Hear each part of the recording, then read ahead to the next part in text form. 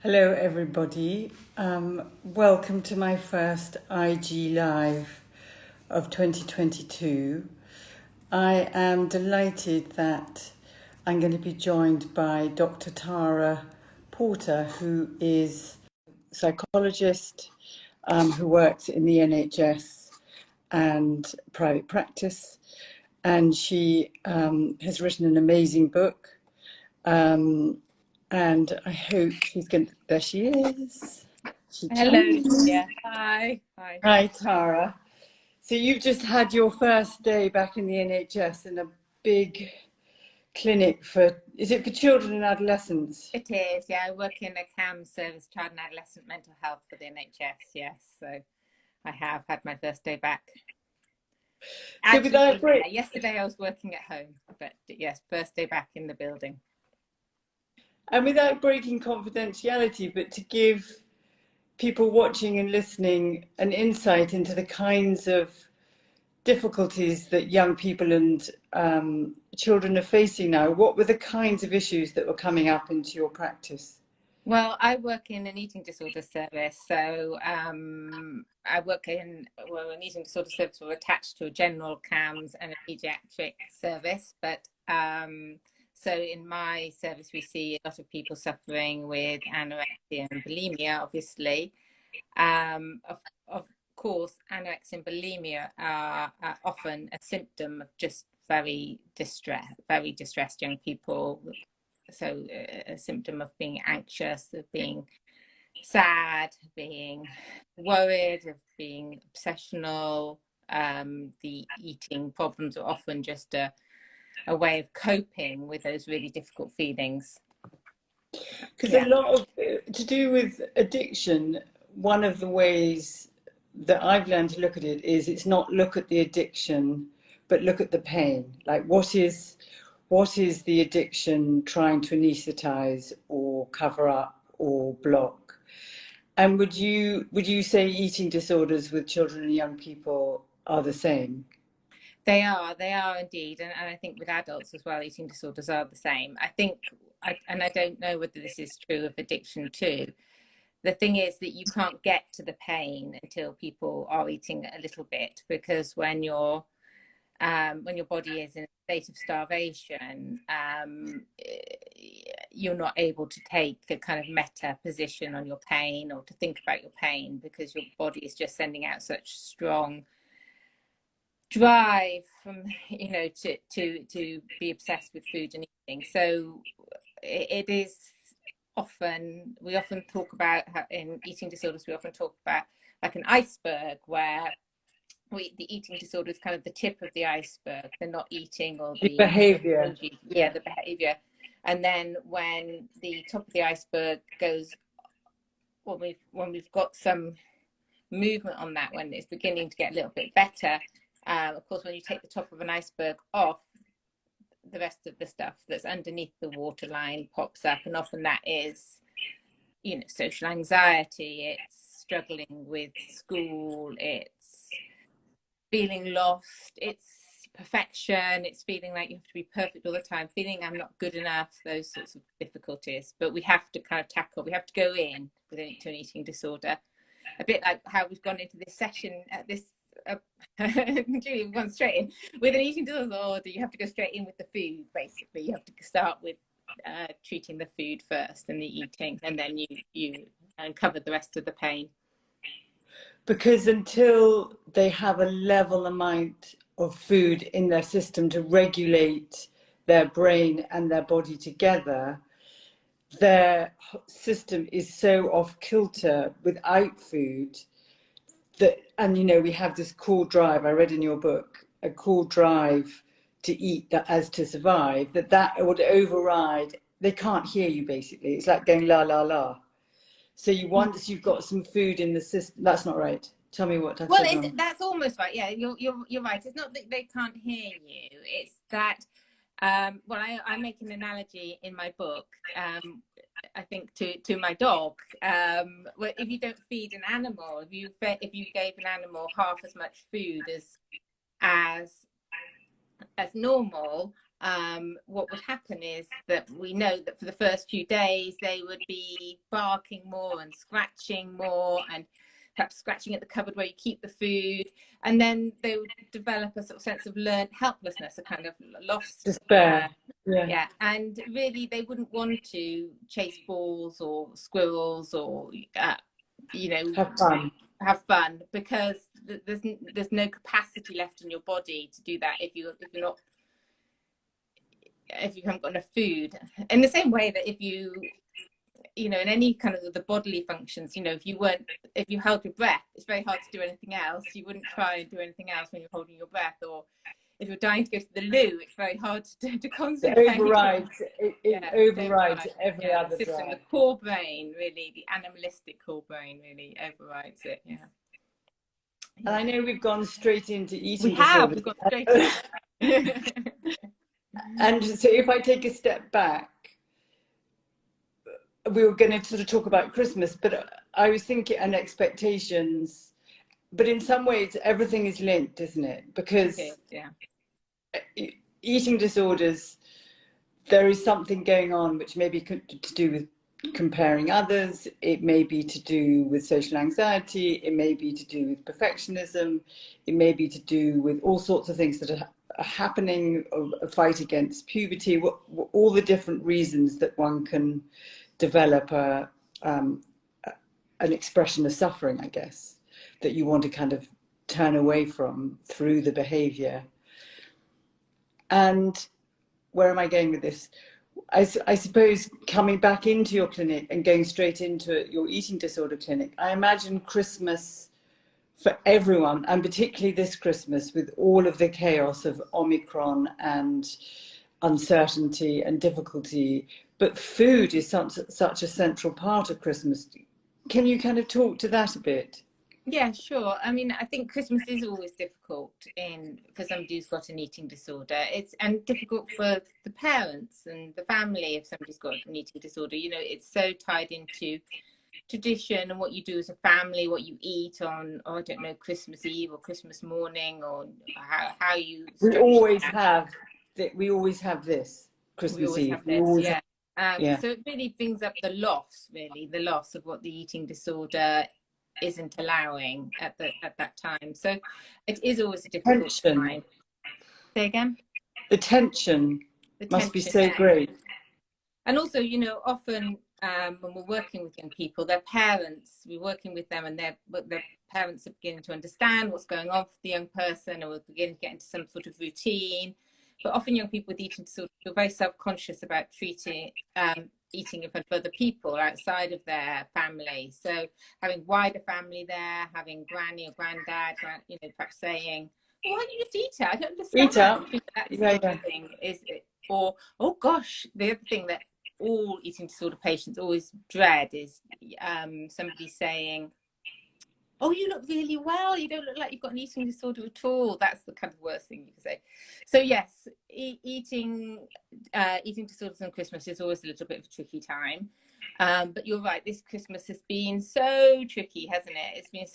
There's been so much feeling around, isn't it? There's been so much lost hope, really, about, you know, if somebody said last Christmas that we'd still be there this Christmas, we would have all, you know, gosh.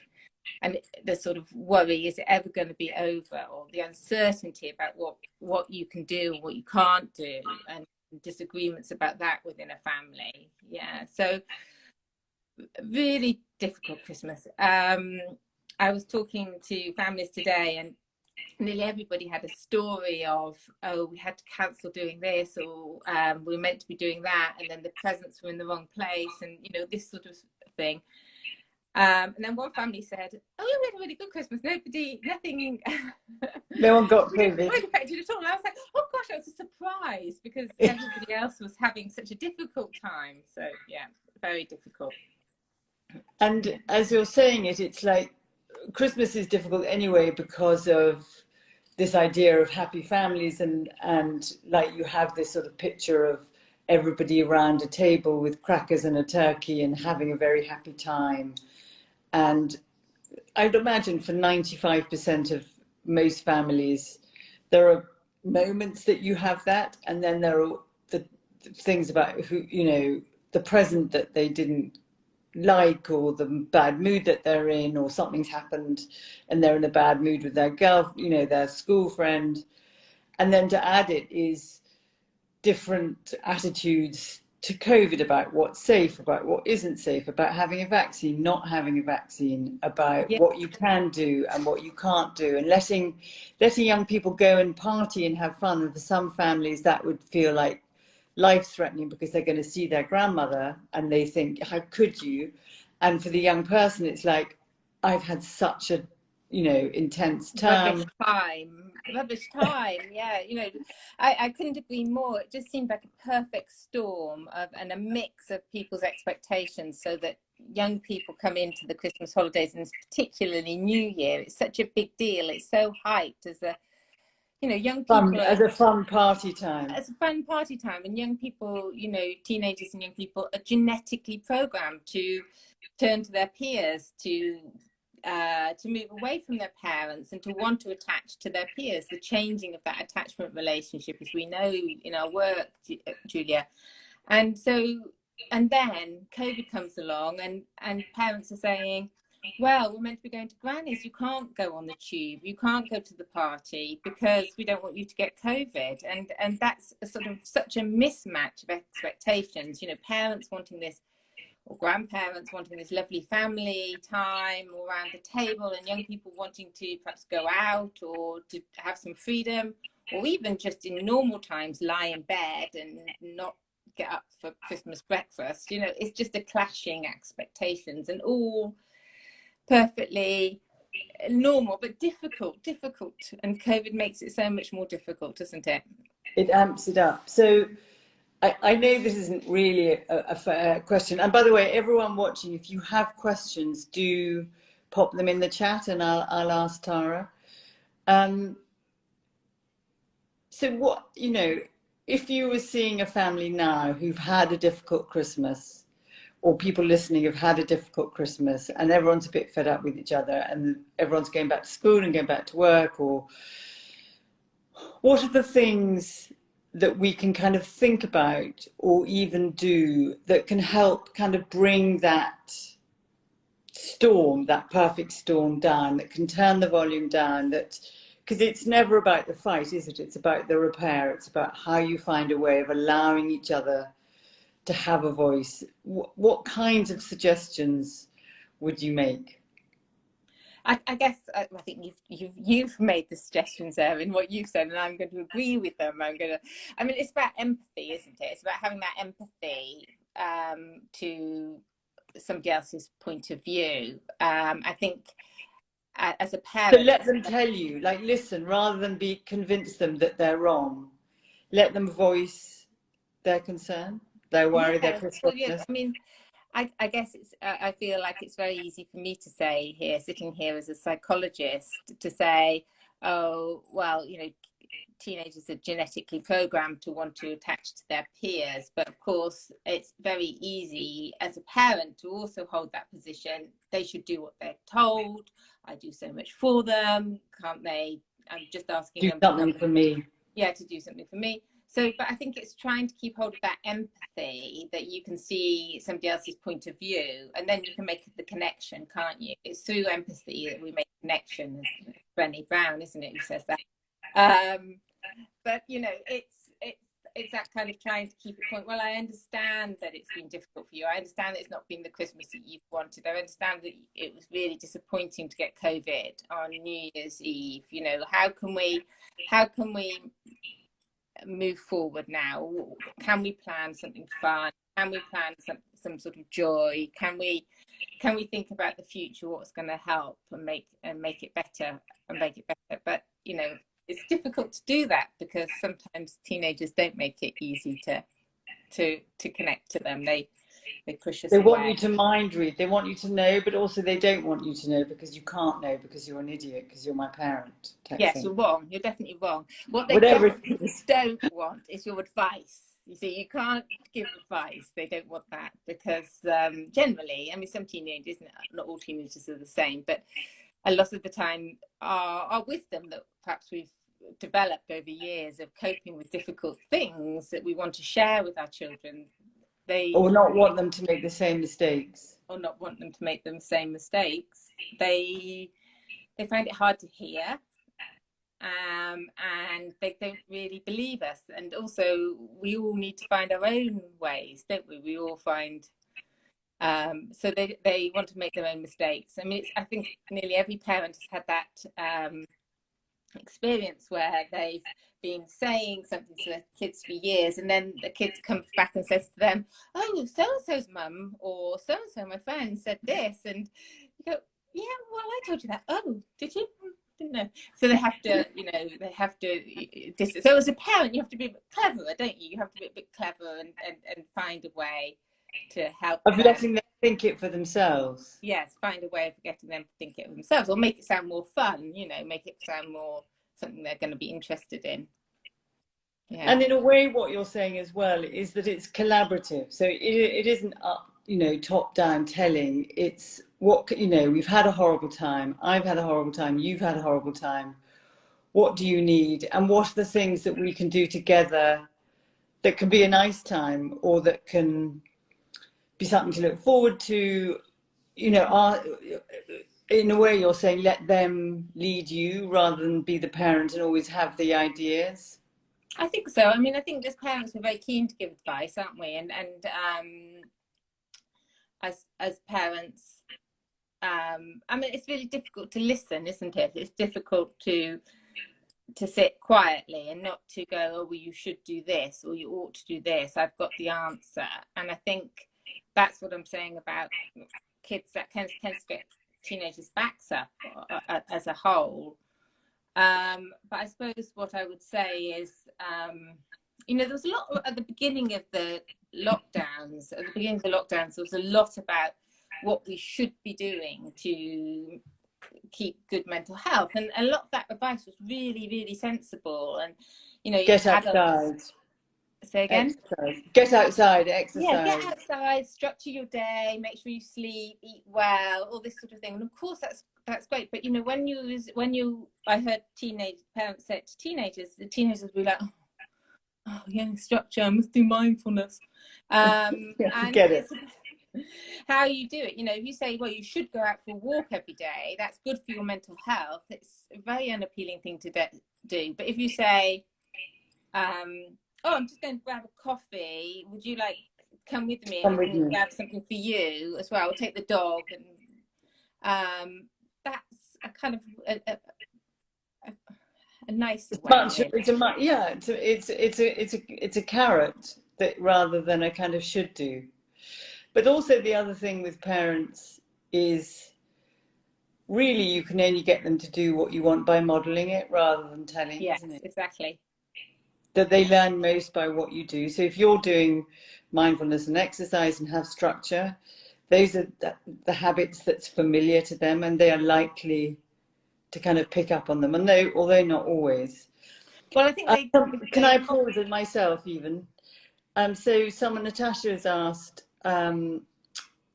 she's seen children who are suffering with eating disorders incredibly sadly, and she wondered, as a kind of preventative measure, what are the signs that you can watch out for? And my add-on is, what can you watch out for? And then what is a preventative intervention that you can make so that you can stop it before it becomes a full-blown eating disorder? Well, I think, the signs that you should be looking out for, I guess, is, you really want to keep that connection really going between parents and children and young people.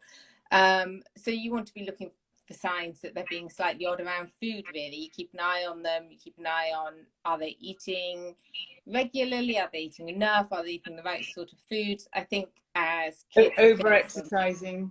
Over-exercising, that's another sign. Often we're seeing a lot now where kids take on veganism, and obviously lots of young people are vegans and vegetarians for perfectly reasonable ethical reasons, but it can often become a tool by which to cut out more food groups. So It's a camouflage in some ways. Camouflage, nachos are vegan and so are Oreos, and that's always my question I ask of a vegan, if they'll eat things like that, and they're vegan, of course, and that they care about animal welfare more generally, that's probably a sign that it's a genuine vegan belief. But often young people are just restricting. They say, oh, I feel like milk doesn't agree with me, so I'm not going to have cereal anymore. And then they say, and I want to become a vegetarian, and I really don't like pasta. I know I used to like it a lot, but I don't like it anymore. And there's always a reason. So that's the sort of signs. So there's often excuses. Oh, I ate earlier, I'm going to eat later. There's when we think about the kind of more bulimic picture, it's sometimes it can be about food going missing and not really understanding where, are you sure you had quite a lot of food in the cupboard and then it's gone and you're a bit confused about that. Or it can be odd behavior, after meals, going to vomit, spending a long time in the toilet, that sort of thing. So those are some of the signs, I guess. And what can you do? So if you sort of spot it early, how do you not make it worse by like going in at it with a torch, like a sort of, I'm worried you've got an eating disorder. That can't be the right. No, that's definitely not the right thing to say. That's well done. That's not the right thing to say. Though I'm sure, don't worry if you say the wrong thing either. There isn't, I'm half joking. Nothing's unretrievable really. But I guess the right thing to say is, I'm a little bit worried about you. I've noticed this or that. When we were having burgers on the weekend, you didn't want them, and then I noticed that you've been skipping breakfast, and you look like, I'm feeling a bit worried about you. Is there anything going on? And then, coming up, like I say, the food is always first. So just keeping it real. If it's not too serious and you're just thinking maybe they're going on a diet or something like that, you just want to try and structure the meals and make sure that you're perhaps getting up to see them having breakfast, or not being in the shower when they're having breakfast, so that you can just check that they are, and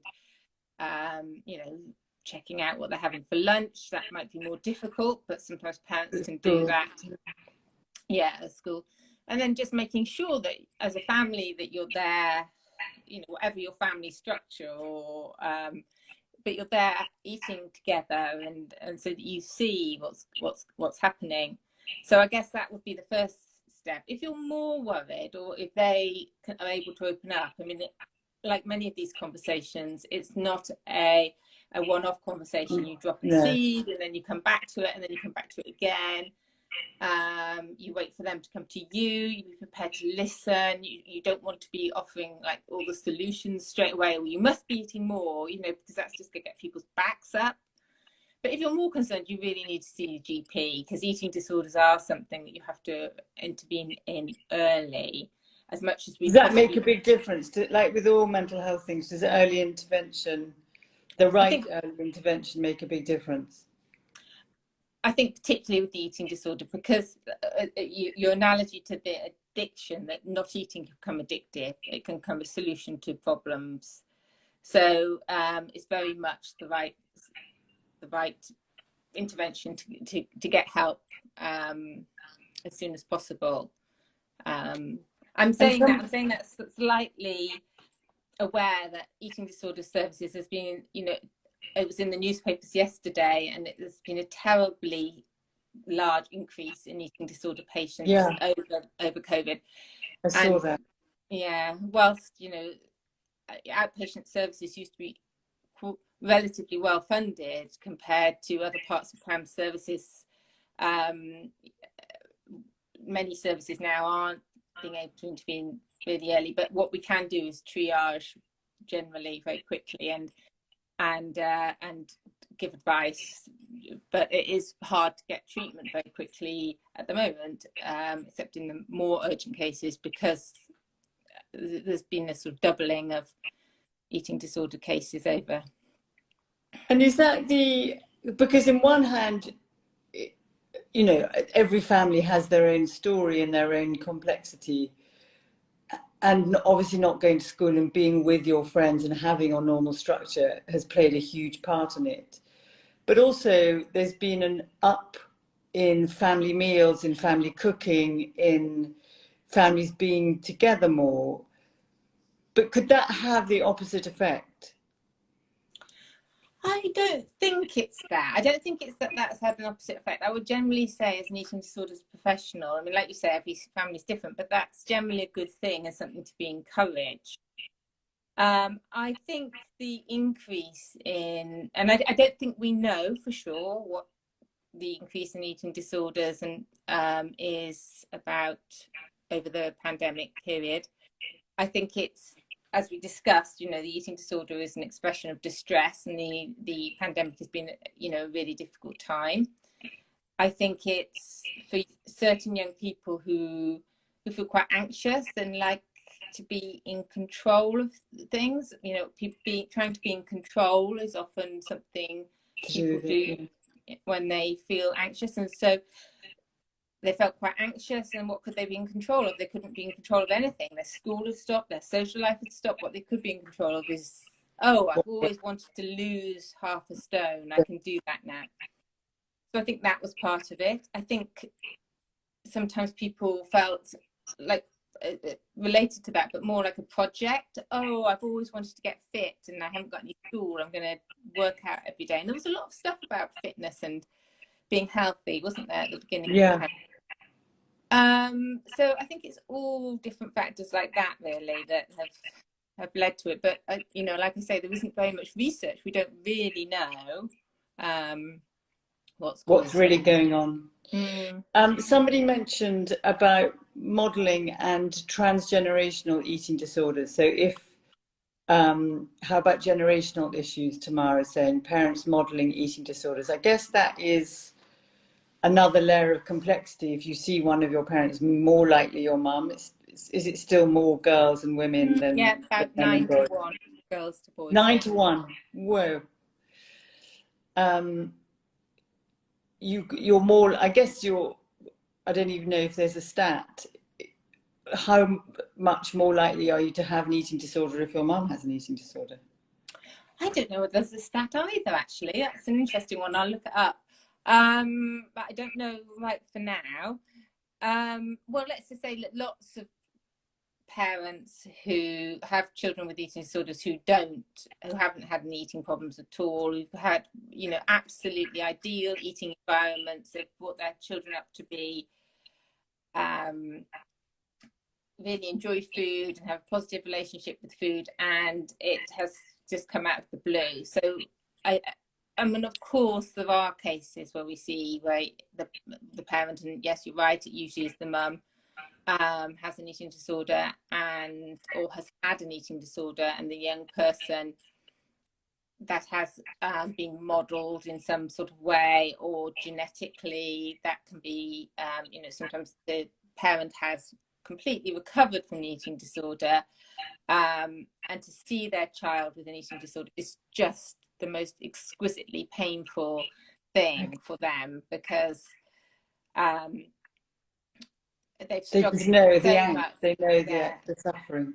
They know what the suffering is. But yes, sometimes we see people where, you know, that perhaps one of the parents has an undiagnosed eating disorder, or perhaps a slightly untreated eating disorder, or that it's just been bobbing under the surface for many years. Sometimes that does happen, yeah.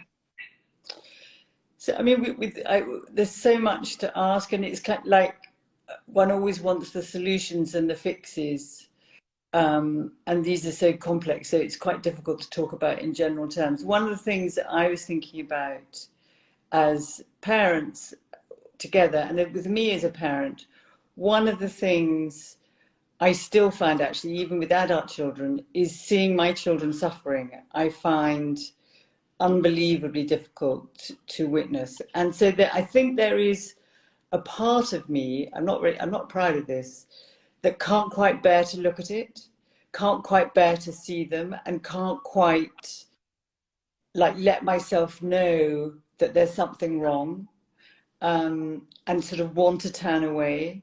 And I imagine that happens a lot with eating disorders, that you kind of, or you kind of see it, oh well, maybe she's okay because she's just trying to lose a bit of weight, or maybe she's just, and so because it's too difficult to let yourself feel the guilt and like, what have I done wrong? As the mother, it must be down to me. I must have failed. I must have done something wrong.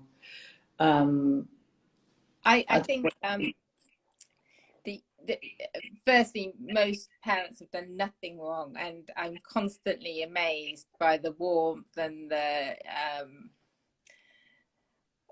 commitment and the effort that, you know, the parents I see in clinic are That's such a nice thing to hear. I just even hear most parents are trying to do their best, aren't they? Really, they've done Yeah. the best they can. Yeah. I think we do see some parents. There's a very famous book in eating disorders world by Janet Treasure, which is called The Skills-Based Approach to Eating Disorders. And she talks about different responses, emotional responses and behavioral responses. And she makes an analogy to animals. So the type of parenting that you're talking about is the ostrich parenting, where you put your head in the sand and you pretend that it's not happening, because it's just too unbearable to think about. And we have to work with that. And also with eating disorders, it can, you know, when you're parents, well, what we're trying to do is we're trying to support parents in supporting their young person to eat. And that often means putting down boundaries. It often means tears and tantrums. Being quite tough. It's quite tough. And some parents, you know, find it really difficult. And we have to say, no, you need to be a bit firmer. You need to say, we're not negotiating with the eating disorder. The eating disorder isn't making sensible choices right now. And it is going to be painful. Your child is going to be upset. But this is, you know, this is a kind of being, I don't like the phrase cruel to be kind, but that you can't, you need to hold a boundary that they can hit against and not hit. Yeah, absolutely. I just want to acknowledge Nicola, who, thank you for listening, Nicola. So you said it's so true about not being able to look at the pain. My mum has almost given up hope for me to recover and completely turns a blind eye, which sounds incredibly painful for both of you, Nicola. Oh, yes. And that Janet Treasure is amazing. She was my consultant for many years. She's a goddess in now. But I've just realised that I should be talking about my book, not somebody else's book. Yes. I should be doing. So let's finish. I mean, this was an introduction to you and how wonderful you are. And your book. Do you want to tell us a little bit about your book? And then it's been published in April, but I'm going to do another Instagram Live, or maybe a few with you in the months ahead. But do you want to tell us about the book as a kind of sweetener? Oh, thank you. My first book is coming out. It's called You Don't Understand Me. And what I've tried to do in that, because I have spent 20 odd years in an eating disorders clinic, is capture young people's voices and write to young people, to write to mainly to teenage girls and young women, about trying to explain their own mental health to them. And so I've got chapters on families and on parents and on feelings and anxiety. Social media. By the way, Steve Danielson said, I've enjoyed hearing you talk so much. I would love to buy your book. Oh, good. You should buy your book. Hooray. Yes. The publisher will be so pleased. Yes. Is it on? Can you pre-order yet? No, not yet. I think they're releasing all of that stuff maybe next week or the week after. Okay. And obviously about food and eating, which I could have written a whole book about, because that's what I specialise in. So so trying to not really offer young people strategies, but more really trying to explain what's going on in terms of psychological theory and stuff. What I really loved about it, and I turned down so many pages. I've got the proof here. You don't understand me. And you can see I've turned down so many pages. I'm so proud that you turned down that many pages. And I've got little lines everywhere, you know, little lines of what's useful, of what's helpful, and all of that.